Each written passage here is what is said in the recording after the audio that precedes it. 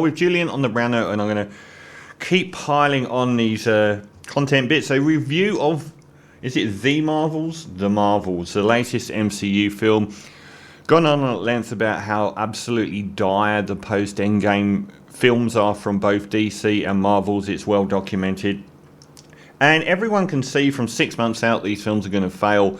And I did say I've got a conspiracy theory that everyone's getting paid so much money that they don't care that the investors are losing a fortune every time they release a film. This is the worst performing MCU film at the box office for $200 million box office against a $274 million gross budget.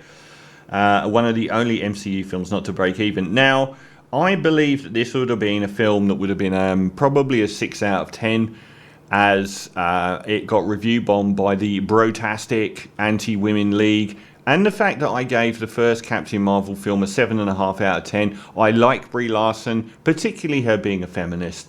I didn't have any problem with that side of it, and I said at the time that the Captain Marvel movie was a better film than Black Panther by a little margin. And I didn't mind the cockiness of Brie Larson. I liked her, and the only problem I had is that they should never have introduced her into the MC universe at that stage. You don't introduce an all-powerful goodie. You can introduce Thanos, an all-powerful baddie, but you can't introduce a goodie that can just do absolutely anything. And the only thing I really had a problem with that first Captain Marvel film was the final quarter, where she got all her powers was just too out of step with the rest of the film. This one's directed by Nia DaCosta, who is a African-American female director, I think, yep, who became the first female black director to hit the #1 box office with her second film, Candyman. I didn't see her debut, Little Woods. I said this, I absolutely detested Candyman. I thought it was a terrible film. Jordan, what's his face? Jordan Peele of Get Out and Us and Nope, he wrote it, but I thought it was an abysmal film. So not really the person that I'd want in charge here based on a previous track record. But then you look at the person that directed The Eternals, is the only director I've given 10 out of 10 to for Nomadland. So you can't really tell. One of the elements of this film that is a core as to why a lot of these movies are failing, not the only thing, but a big one, is the relentless focus on characters we don't care about. I think if they'd have made this another Brie Larson film, where the only Marvel was Captain Marvel and her, they would have fared a lot better. But they watered it down into two other very uninteresting characters. The Tiona Paris Monica Rambeau, who is a Marvel, and the young actress Iman Vellani, who plays Kamala Khan as Miss Marvel. And I believe these have been connected with TV shows, but it really does show if they did. And basically, they all get together at the start, and every time one of them uses their powers, they flip backwards and forwards between each other. So if one's on the other side of the universe and uses her powers, one of the other two Marvels will appear in her place. So every time they use their powers, they're flicking backwards and forwards. It's probably the most interesting conceit in the whole film. And we get Zoe Ashton, who I think might be a Game of Thrones action, as a Kree leader. Now, the story here is so unbearably weak, I can't be bothered to recount it. This was a hate watch for me, and I didn't intend it to be. It's 90 minutes long, and I kind of had the writing on the wall with that, because they keep making these films 2.5 hours long, and they will do it. So the fact that they couldn't hear, it was rather indicative of them not having anything to hang the movie on. There's so little story here. Like, you get the Kree leader here who is trying to attack the Marvels and get some amulet to have power. And that's pretty much it. And we get the whole space-time continuum being ripped apart. is the entirety of the story here. This film is an abomination, and I was really surprised. I mean, I said I gave good review to Captain Marvel, the first film, and this one is everything. Like it's the I reviewed the South Park episode. Is it Into the Pandaverse? Where they talk about how these make the lead character a woman and make her lame and make her gay. It's almost like someone sat down and watched that and wrote down notes on how to make this film. It's the most Pandaverse film I've ever seen, but there's so much more wrong with it than that. I thought the performances, other than Brie Larson, who does nothing wrong here, but Teyonah Parris is incredibly flat-footed and dead and dull.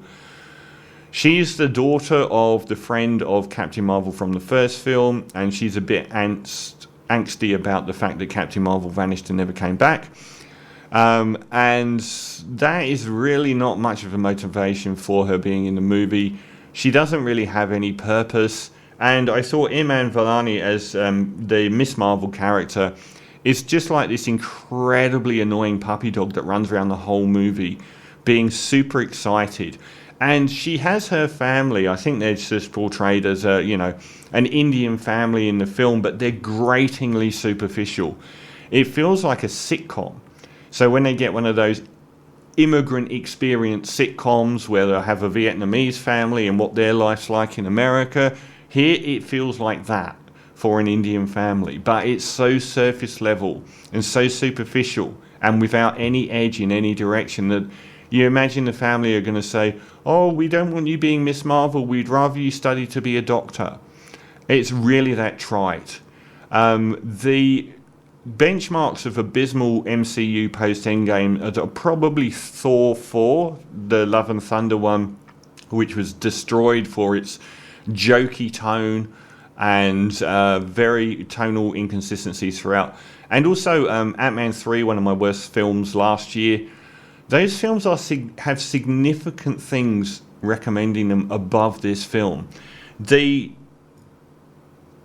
character played by Zor Ashton, the villain here. The villain in Thor 4 was the Christian Bale character, heralded as the best thing in the whole film. The villain in the Khan villain in the Ant-Man 3 film was heralded as the greatest thing in the whole film. Here, Zoe Ashton is absolutely appalling. Her performance is terrible. Her character is a non-entity, one of the least interesting villains in the entire 28 or whatever MCU. I don't know how many MCU films there are now. 26, something like that. Probably the most nondescript villain. Maybe going all the way back to Thor 2, and that villain had a lot more going. But the acting from her is just preachy and stagey, and it feels fake and it feels cringe-inducing. The whole film is very cringe-inducing. And Ant-Man 3 had incredible VFX. The visual effects in this film are poor. And the makeup and costumes and everything for the alien races is incredibly cheap-looking. How did they spend $250 million on this movie when it looks like Star Trek from 1967? Like, you would do better, you'd see better alien dress up at a Halloween party than you do in this film.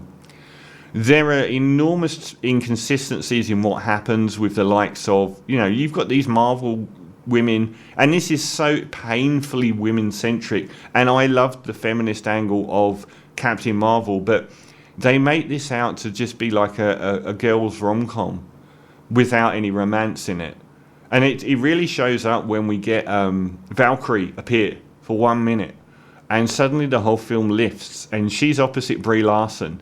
And it's intimated that they sort of have some form of attraction. And I was praying, even though I knew it wouldn't happen, that Valkyrie would sweep up Brie Larson and take us away from this film. And we go into an entirely different film with just those two in it. Because the other two Marvels are so crap.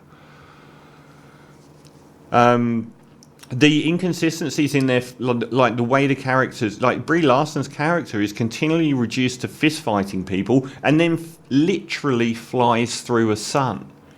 How is it that these so powerful characters apparently don't have any powers when it comes to fighting someone in a corridor? There's a moment which is the worst in the entire MCU, which is the sing-along bit. They do their racial by numbers bit by picking different races, but they seem to confuse Southeast Asia with Bollywood for some reason, just so they can tick off another ethnic box. But they actually do this song and dance routine, which is the worst in Marvel history. It's so unbearably cringe-inducing to watch. There's one sequence in this film which wanted me to give it one single point, which is with the kittens. And the kittens who are the big cat that swallows people whole, who's really a super powerful alien. They're his babies or her babies, or I don't think that's ever defined, or I'm not sure that alien cats matter in a gender world. When they're going around eating everyone, to the music from the musical Cats, it's a masterpiece for 2 minutes. And I wanted to give it a point, but it doesn't deserve it. It doesn't deserve to use Cats as a get-out-of-jail-free card, but it is a wonderful moment. Fast forward to about 88 minutes in or something. So, I mean, I don't think Brie Larson comes off bad here. I don't think she does anything wrong. It's such an antagonising and dull and uninteresting film. I spent most of my time oogling Brie Larson because she looks fantastic as Captain Marvel here. Thank God she's got her hair back. When she came into Endgame and she had that incredibly aggressive Dynasty 1982 short haircut, it was awful. She looked like someone who would be aggressively selling condos to rich Jewish people from New York in Florida for some reason. That's the connection I made. But now she absolutely looks amazing in this, and she doesn't do anything wrong. The writing and the script is awful. The visual effects are terrible and cheap. The story is non-existent. It is the worst MCU film I have ever seen, and given how badly I reviewed Thor 4 and Antman 3, a film that is significantly worse, I'm going to give The Marvels a big fat, starting the year with, a 0 out of 10. This is Sufjan Stevens.